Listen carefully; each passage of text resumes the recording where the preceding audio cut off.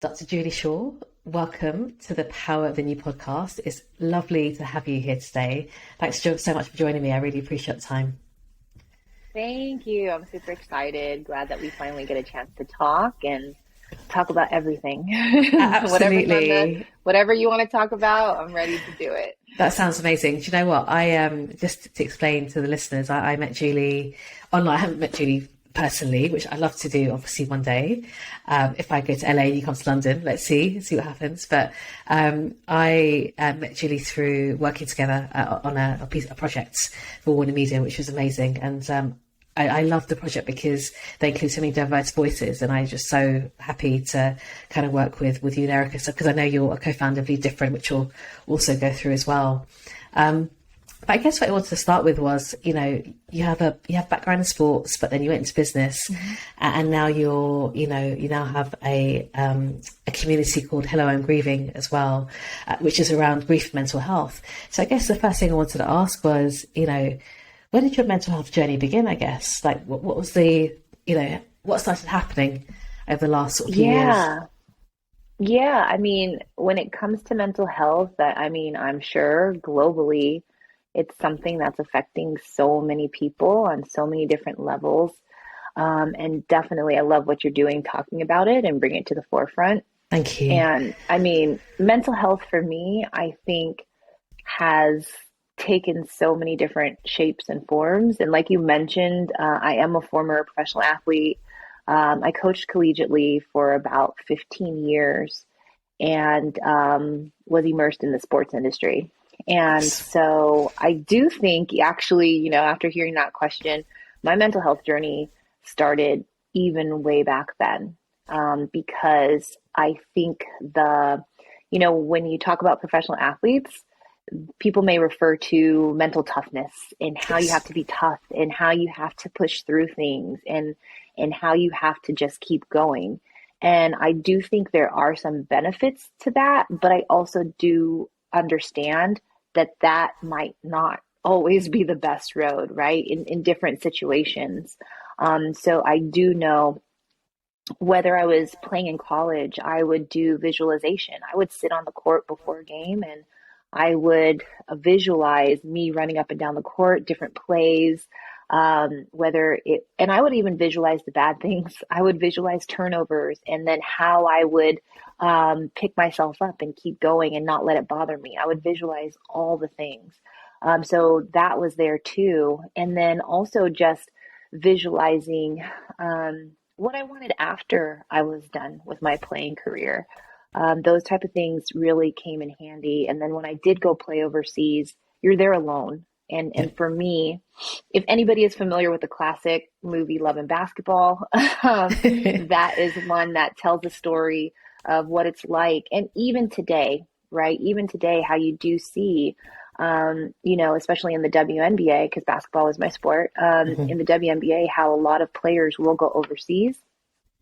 And there's a lot of isolation that happens there because you may not know the culture, you may not know the language, you may be the only, and in my case, American or foreign player on the team.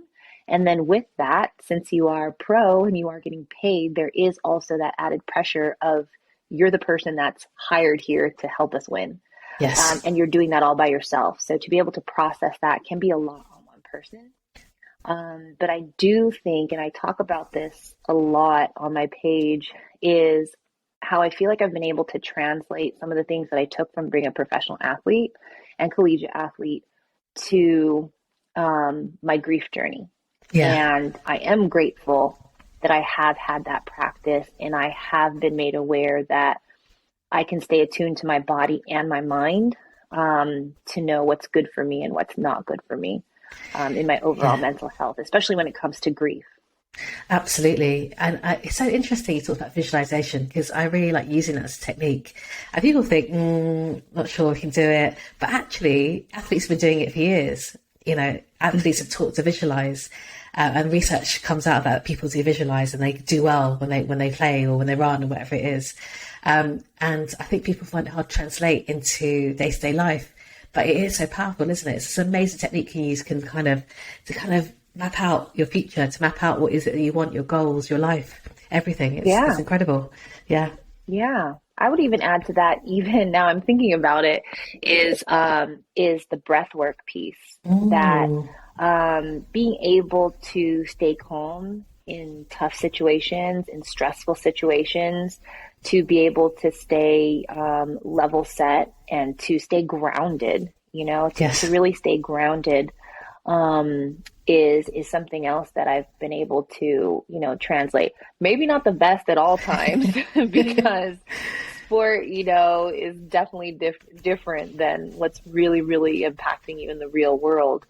Because even when I played basketball, one thing, a mantra that, is passed on in probably a lot of sports is that there's things bigger than basketball. And I think when we are talking about death and we are talking about grief, that is something to know. We can put so much into what we think is important, but I Mm, think when someone dies or someone passes away, or there's another type of big loss in your life, that it really puts things into perspective.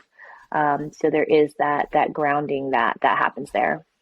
absolutely. And I know that, obviously over the last few years, you've been going through some significant grief and having still grief. So could you share more about what's been going on for you over the last couple of Yeah, years? yeah. And it has been 2 years. I know during the pandemic, a lot of people will resonate with this, whether they were affected directly or whether they know someone who like passed away since 2020.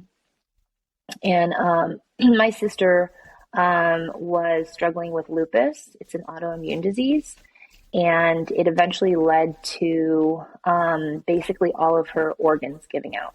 And so it was a long process, and it started before the pandemic and went through. She died in February of 2020.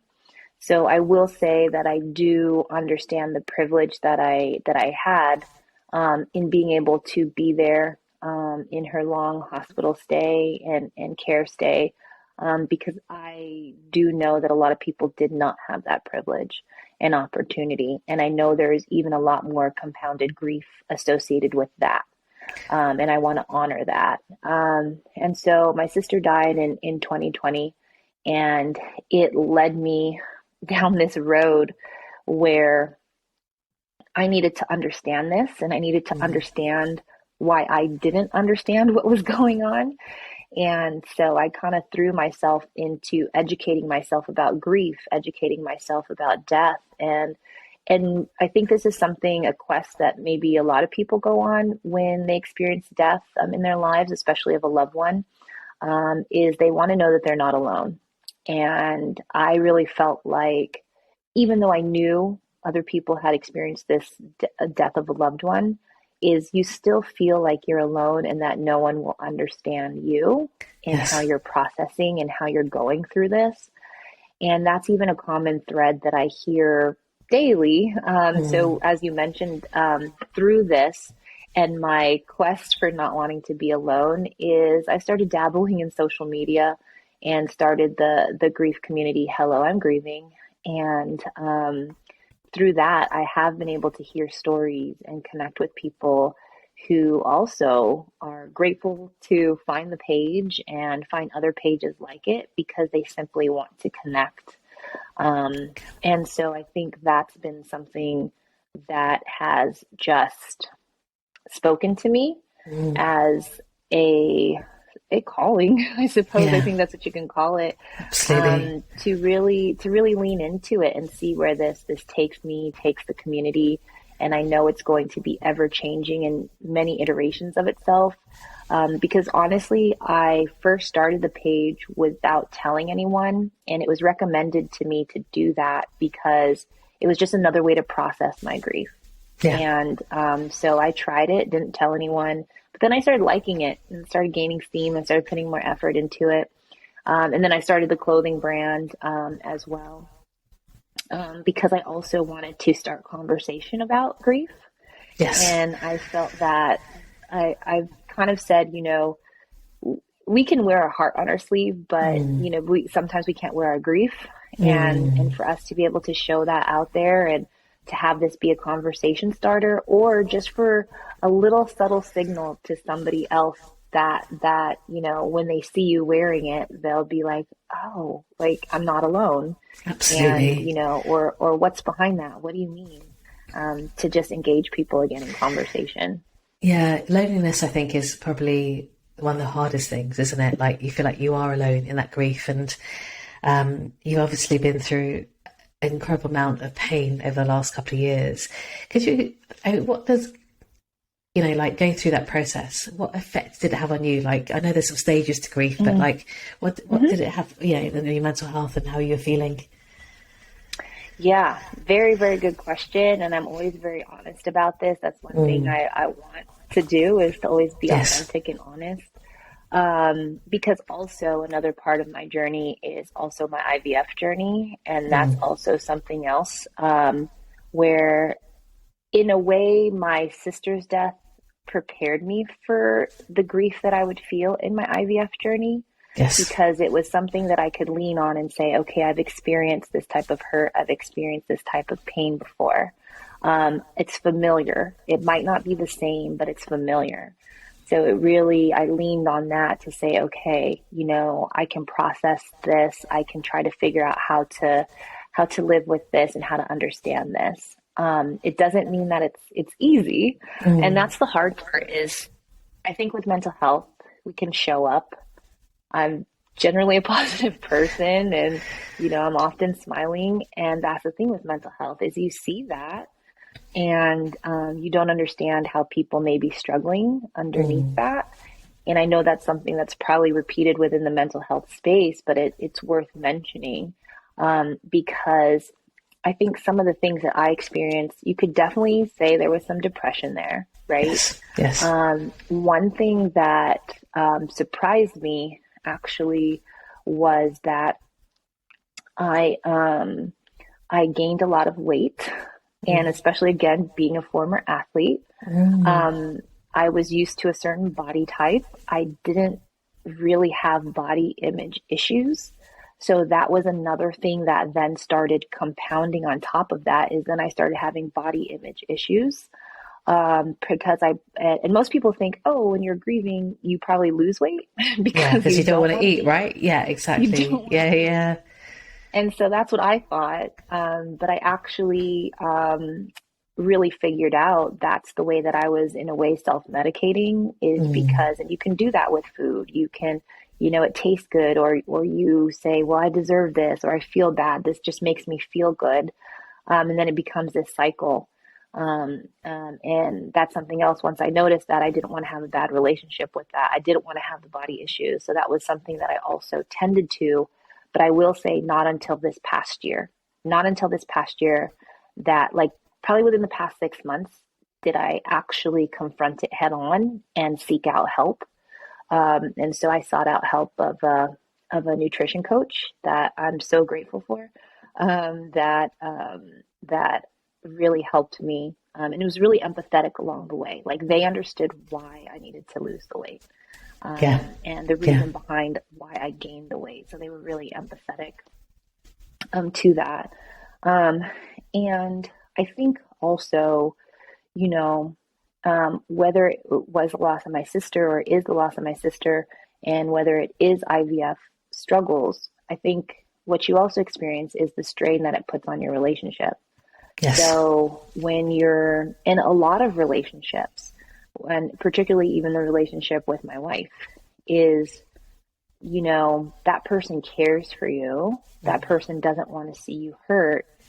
However, they may not know what you need, because you may not know what you need. Yeah. So how are you And going to so, communicate that out, right? Like it's hard. yeah, Yeah, yeah. yeah, yeah, because everything's new to you. Everything's Mm, new to you. And so you're trying to figure this out. And that can be very, very hard on a relationship. So, we absolutely invested in couples therapy, and did couples therapy. I know immediately after my sister died, I knew I needed help, and I wanted help, because I did not want to struggle. Um, and so I did get an independent therapist as well. Yes. And then I also did group therapy. So I'm one, Fantastic. like I will tell you right off the bat with my mental health journey, I will try everything. Yes. And that's probably one of my best bits of advice is to try everything. Yeah. Um, Treatment because can you be very won't know what works for holistic. you. Yeah, it's a holistic thing, isn't it, really? It's so interesting about the food as well. Like your gut is associated with your brain, and so it's all connected, right, as well. So, and actually it can affect your moods as well. What you're putting in your body can affect your moods, not just Yeah. weight, right, as well. And I love that you said that it should try everything, because you can do internal work, you do external work, you know what's going to work, but I think combined together it hopefully makes you stronger and be able to process stuff in a better way, as well. Oh So yeah.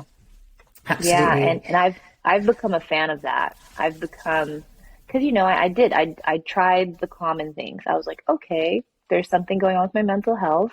Let me try therapy. And yes, I did that for me. And I always like to preface that, like whenever I'm recommending anything to someone, and that's also a good practice, is I always say for me because it might not work for someone else.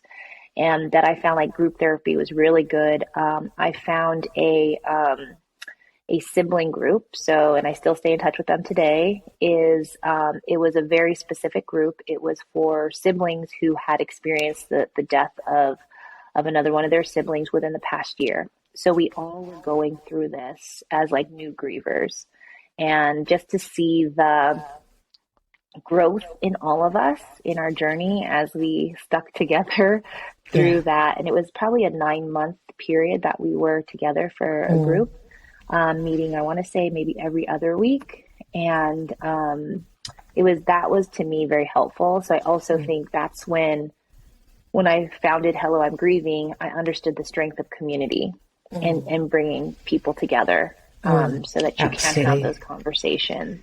It is so, so important. And I think that makes you stronger, and you can just relate to everyone else, and, you can have conversations, and be one as well, one community.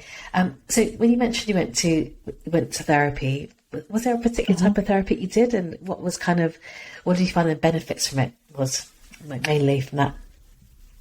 Yeah, that's a very good question because I think that's something I'm still learning now. Yes. Um, Yeah, exactly. yeah, because I think the type of therapy I'm most familiar with is cognitive behavioral therapy. Yes. Even though I can still learn more about it. Yes. But I am very interested in learning more about, I think it's EMDR. Is that the I want touch? to say, Is that the touch I sort of? think It is, so. right? Yeah, Yeah, they yeah, do yeah. different senses. They Yeah, do. I'm interested in They learning do. about that. So that would be something I would, again, going back to try everything. But I also think that's something when you are looking for therapists, I know this is the hardest part of getting therapy is finding the right therapist for you. So Yes. it's a lot of Yes. encouragement to just keep trying.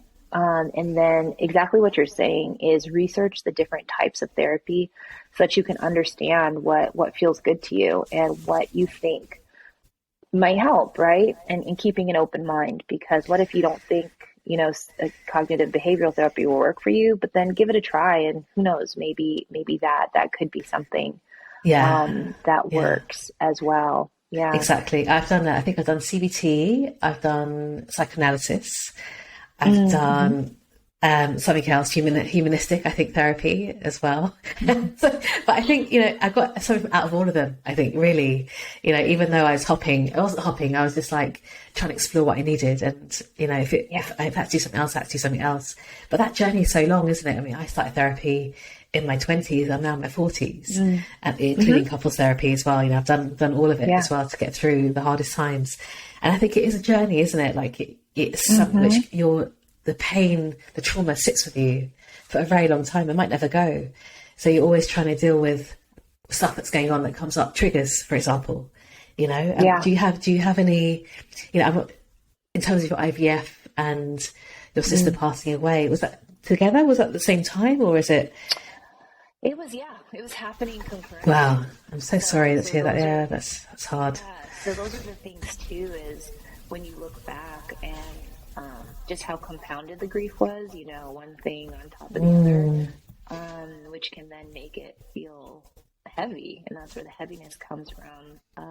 Because, my sister was probably in the hospital for about 9 months before she passed. So it was a long death. And sickness.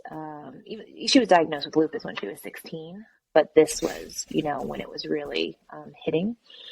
And through that, I was going through egg retrievals. I was going through different clearings of my tubes to make sure that my tubes were clear. And so even through that process, if anybody has gone through IVF or tried to have a baby, it's really hard. It's really yeah. hard. And that's also another unspoken thing that we talk about, that we don't talk about, which Mm, is another thing that hit me in the face. And I learned, I was like, oh, okay. Like, why aren't we talking about this?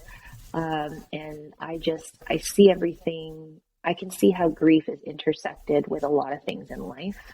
And definitely in IVF, because even validating that type of grief was something that I needed. It wasn't until I was in one of my grief groups, where I so naively asked, because I think it was, we were on a Zoom and we were chatting, and this was in one of so I'm a certified grief educator by David Kessler, who's a leading grief amazing. expert, and so it was through one of our classes, and I think it was some question about, like, what are things that you can grieve, and it seems so basic, but then it was inside of me, because I was going through my IVF journey, and I just typed in the chat and I said, can you grieve the loss of an embryo? And I was so surprised at how quickly everybody was like, yes, absolutely. Mm, And they were just validating me. And in that moment, I didn't know, I think, how much of the grief that I was holding in. And I didn't know, in essence, I gave myself permission in that moment, and it really made it real. And because I think if your grief isn't validated, some of us will end up pushing it down or dismissing it, to mm, then where, when you're talking about triggers, there might be something that comes yeah. up, and all of a sudden these emotions come out, but then now you're not validating yourself, and that might be more compounding to your mental health, because you're saying, why am I upset about this? Like, it doesn't matter, when your body even is giving you that response and trying to communicate to you, like, yes, it does. And I think Yes, even when we absolutely. talk about that body connection, is how we hold that grief in our body, even how we hold trauma in our body. Mm, And so that's why it's all about saying hello to grief, yes, and how can we acknowledge it when it's trying to speak with us and commune with us. absolutely. Being a grief educator, I think is Hmm. such important and incredible work that you're doing. What do you do as a grief educator then? Like, how can you help someone who's going through grief currently? Yeah, I think for me right now, so I know how we met through Lead Different Consulting, and I've been bringing grief into that space as well. So, That's amazing. even though Lead Different is founded on leadership development or diversity, Mm, equity, inclusion, I still think that, so I do have a grief education course for executives, for employers, so that we can bring more empathy into the workplace. And I think it's just another learning and development opportunity, right? That people can, as leaders, how can we lead with more empathy? But then, just as humans, how can mm, we understand and, again, validate and acknowledge, the grief that our colleagues, our friends, even our clients are bringing with them mm, every day? Because look, we spend 1/3 of our lives at work. mm. So, Yeah, who are we not to say that we are a part of these people's lives that we interact with every day, and absolutely. and what impact we can have on them. So, I Yeah. just think, as a grief educator, if I'm able to just teach people actually like what is grief?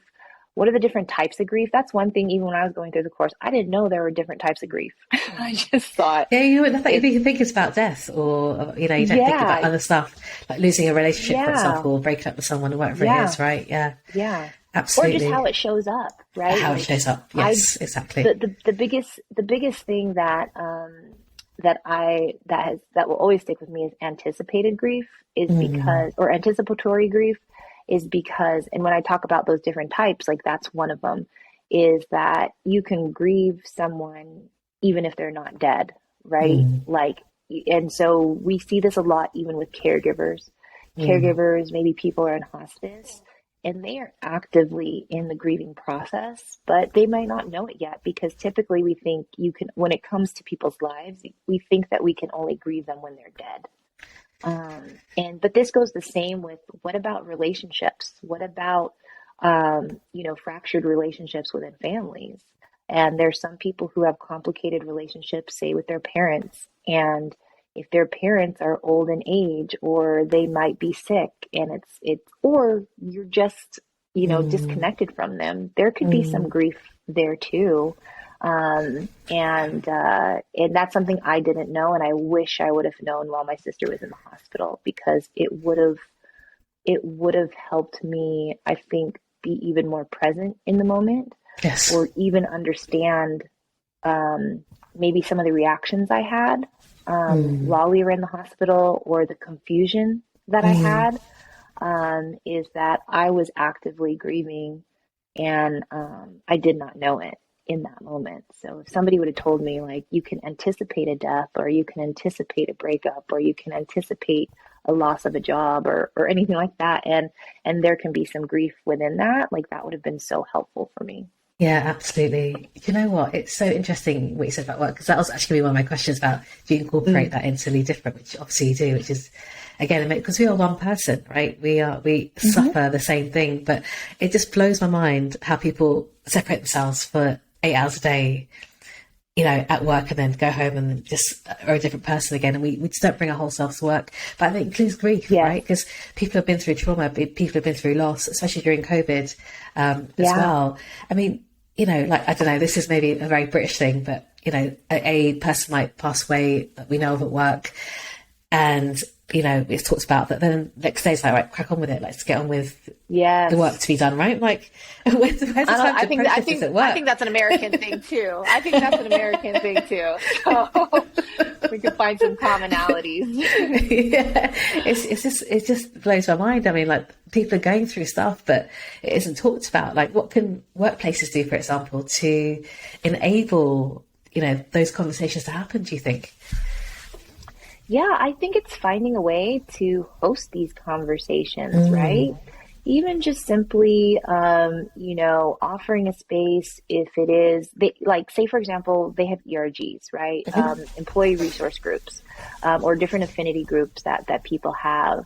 I know I was working with one client, and I was just so happy to hear that they had a caregiver group mm, within their company.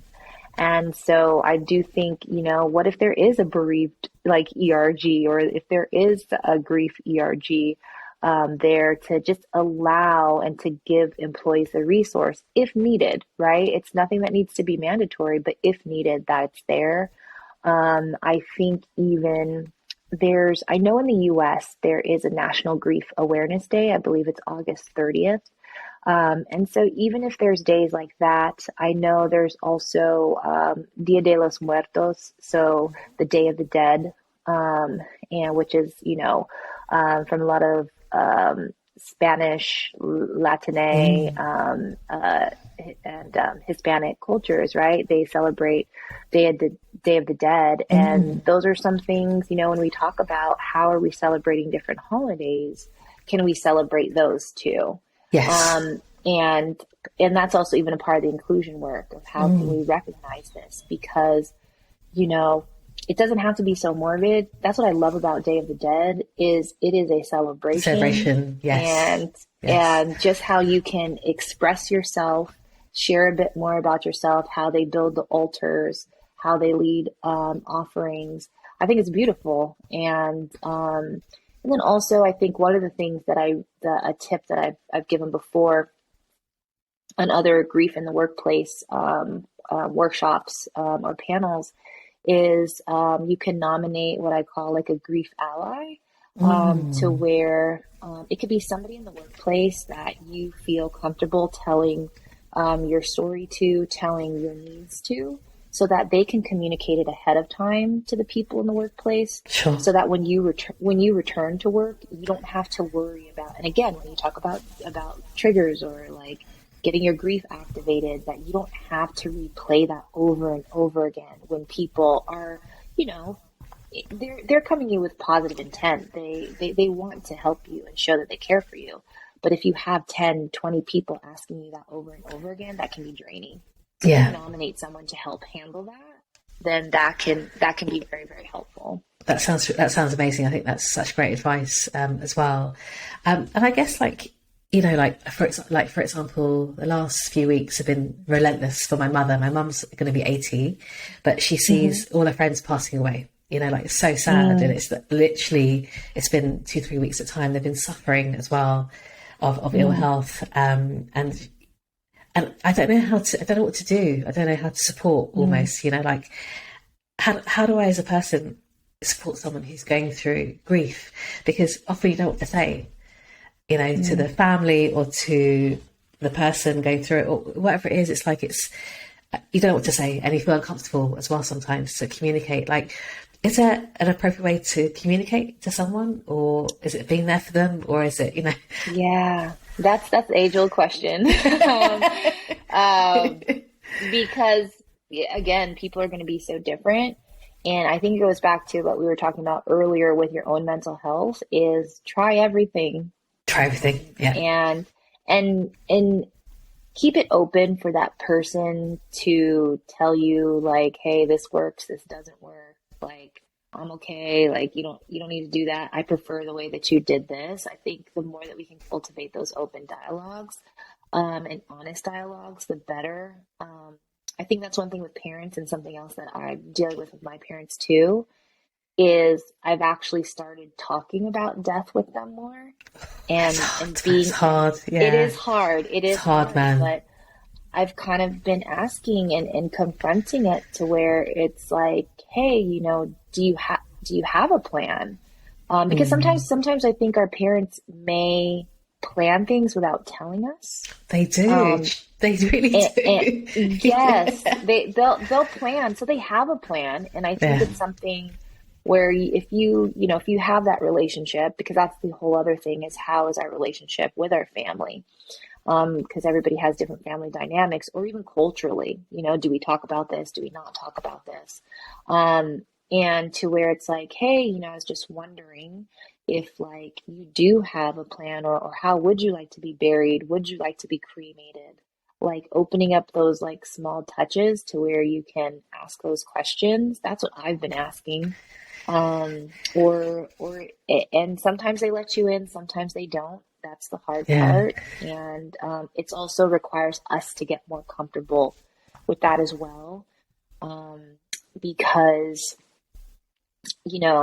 I think I was listening to another podcast before where they really put into perspective about, and let's say with parents, like using parents as an example, is let's say if they are older, how many years do they have left? And it's Yeah. again, this is how we say hello to things, how we acknowledge it, how we confront it. Is, they might have 10 years left in their life, right? If we're thinking everything was great, they might have 10 years. How often do you see them? Like what? So I think the person that was on the podcast, they lived like maybe out of state from their parents. Yeah. So they said they might only get to see them once a year. So he Mm. put it in perspective of, I will probably only get to see my parents in person probably only 10 more times if they're going once a year, you know? So, and this is just coming from the lens of just loss and Yes. how we use our time and how precious that time is. And how do we sit with understanding like we will experience grief, Mm. but until that time comes, like what are we doing in it with it, and how can we be intentional? Mm. And how can we still express the love or even express what we want to communicate to those people in our lives. Um, and yeah, and I mean, I would say, to be honest, like I do have a family dynamic where, we know we love each other, but maybe we don't express it as much as we Mm. should or as much as I would like to. And I think that has to deal with different generations and different cultures because, Yes. my mom is of Asian descent. Mm. And in that culture, I understand. And also, I understand as an adult now that, like especially my mom has lived a very different life than I have. And there's things that have happened in her life that, like, maybe she can't fully be the mom that like I would need, Yeah. right? Yeah. And Of we've course. talked about it, but there's a lot of emotions and all of those things, which again require more therapy. And and, and It doesn't like stop, man. It doesn't stop. yeah, Honestly, it yeah. doesn't stop. You can have all the mommy and daddy issues, and then that makes the grief more complicated. It does. Yeah. Whether, I've talked to friends before where this is the other thing that I always want to put out there too, and that I always try to be very conscious of. Because when I talk about grief, I talk about like grief is love, Yeah. right?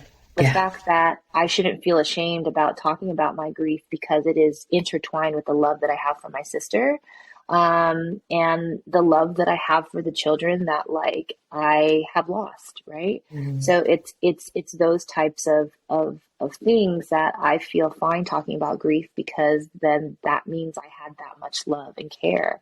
But I do know that there are people that there's anger attached to that, or there are those complicated relationships, and grief is not love to them, and it can be painful to them, and maybe they're fine with that person being dead, Yeah. and that's okay too, Yeah. Yeah. because and I think there might have been, I think she was an actress that I saw too, that she talked about that it was hard for her to say out loud that she said, I'm glad my mom's dead, you know, because maybe this was an abusive person in her life, um, that you could have all the well wishes for that person and still validate their life. However, um, it's okay for them that they've passed on, and they have peace with that.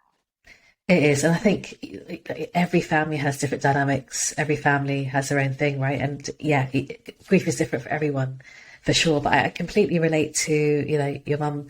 Yeah, your mum's Asian. I come from Indian background as well. Like there's no emotional culture there, really.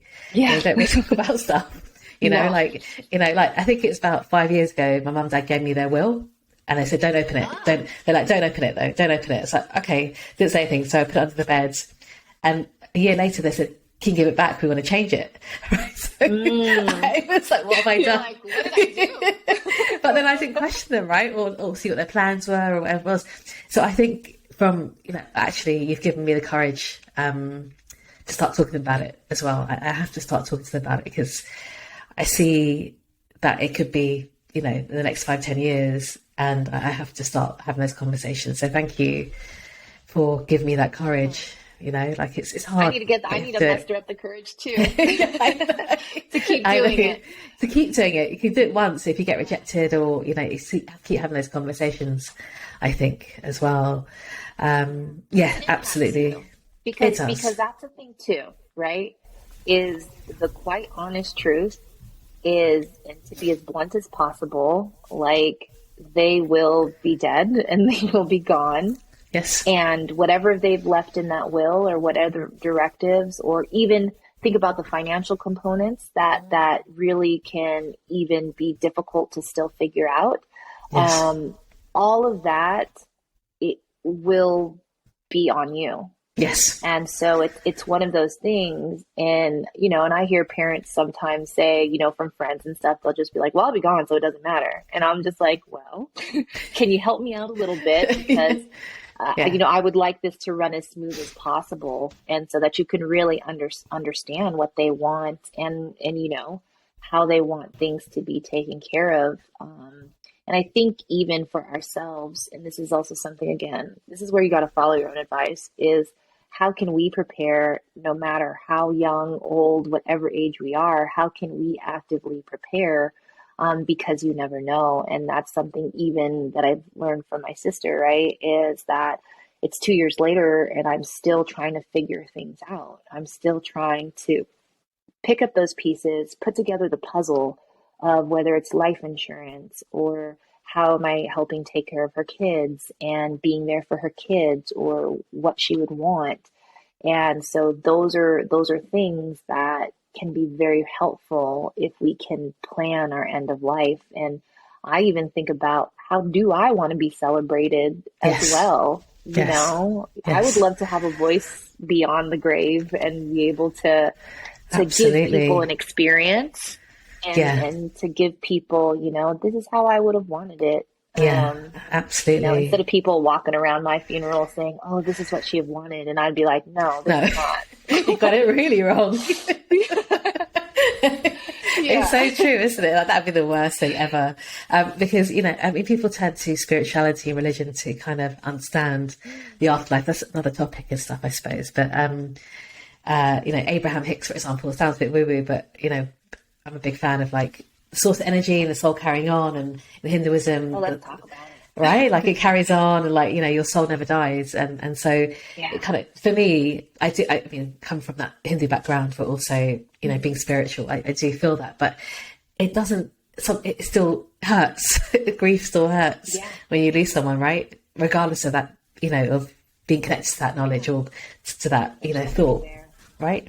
Yeah, exactly. And I think I love that you mentioned that because I will say when I said try anything, I've even had some sessions with an intuitive coach, a couple actually, and have really leaned into understanding my soul, understanding the interconnectivity with everybody that you meet, like even say with us, right? Like Yes. whether we could have known each other, in a past lives or our souls, like Yeah. somehow, knew each other. Um, and really being able to elevate my thoughts on that has been a really cool experience. And to even again, when I talk about like grounding, is so that I don't get so caught up in this external world and all the things that I feel like can affect me is like, who am I to my truest form in my soul? And trying to become an elevated soul as well. Yes. And I kind of Yes. joke with myself because I do believe that the universe is listening. Yes. And Always. that if you listen close enough, that it will give you answers. And I also think that's your soul talking to you. Because I did feel like the soul or the universe was screaming at me, like to do Hello, I'm Grieving and to make it as, because I have a big vision for it and I want to continue to grow it. And, but I also think I asked the universe to make me an elevated thinker and an Yes. elevated being. And Yes. then I was like, oh, but this is not exactly what I asked for. Like, I didn't need all the death and loss in my life No, for me exactly. to do that. No. However, that has been a byproduct of it. Yeah. And so even like with my hair like this, like I went to Burning Man. And so like that was also a part of something else I'm going to try. Like I want to Yeah. have a transformative experience. And out there, there are a lot of people that are understanding the soul and understanding different things that you can do. And I think it was a really good journey for me to go on. And just the fact that it's based on honoring the dead and the Yes. temple there, Yeah. like amazing. The temple there was Incredible. amazing, and how it was a tribute to all those that have passed away, and how we can have a release, like a internal and physical release, and having that burn and like send it back into the universe. Yes. Whether we're Yes. sending our prayers, we're sending these forgiveness that we want forgiveness, whether we're releasing whatever we need to release there. That temple was like one of the most moving things I've been to thus far. And so, I mean, I got what I wanted to get out of it, and it does. I would go back. I'll say Would you that really? just Yeah. It sounds because, oh, amazing. It sounds like a incredible absolutely. experience. Yeah. It was a really great experience. So I'm all about now, like, how can I seek out life experiences that also allow me to process my grief, and also just honor and live life. Like, Yes. I know, Hallelujah I to know it that. sounds, yeah, I know it sounds weird when I'm like, oh, I want to have some fun, you know, and people don't think that like fun and grief can coexist. But I'm like, look, life is still going to go on. And I know that might not be everybody's route, but I also know myself and I want to not let the grief take over and consume my life. Yes. So I see so much life out there now Mm. that I want to experience as much of it as I can because So we exciting absolutely though, nothing isn't is it? guaranteed. But it's such an exciting thing. It's such you want to progress forwards, you want to move forwards, and still acknowledge your grief, but do amazing things and have incredible experiences as well. So let's put it out to the universe. What is your vision for Hello, I'm Grieving? Let's put it out there. Oh, okay, yeah. I'm loving to speak about it. Well, for me, I absolutely want to continue to educate myself, to continue to surround myself with other grief leaders in the industry, so I can give back and I can give that knowledge back. So I definitely want to be one of the leading thought leaders in the grief space. My big vision is to create a conference that Nice. is unlike any conference that people have seen in the grief space. Because I will say this, from my perspective, especially as a Black woman, you know, also as a gay woman, is understanding that I want to see more diversity in the grief space. Yes. I want to hear more voices and let those voices know that they are seen, valued, and heard, and that they belong in this space. And I want to make it again. I want to make it something that people want to come to, that they're going to be energized from, that they're going to get the resources that they need, and that they can still intertwine that joy and grief together and see how that can be integrated into their life. And I want it to be just a really good experience where they can get that healing and they can have community and they can have fun and they can cry. So I That imagine sounds amazing. I'm going to be there. I'm that's going to be the there. big okay. I can reserve my That's ticket. that's the big vision, and then you know following suit with you and being inspired by you as well, is then also launching a podcast as well where I can continue to tell stories of other people and say hello to them and see how they've said hello to grief, and yeah, and I want that to be one of the top grief podcasts out there. So I'm building it all, slowly but surely, and we'll see where it goes. We're doing so And much how, already. Yeah, you're doing so much right. already, and it's gonna happen so much because you are an incredible, inspiring human being. And I know that when you feel passionate about something, you follow it, right? You follow it, and it Yes. becomes reality. It becomes life, and Yeah. it's giving that love and community support to other people, which is what life's all about, I think, as well. Yeah. So I have one last question for you, Okay. and that question is, how do you find the power within you to manage your mental health now and for the future? Mm, So what are the things you're going to be doing basically as you progress through the next few years to really manage that mental health? gosh.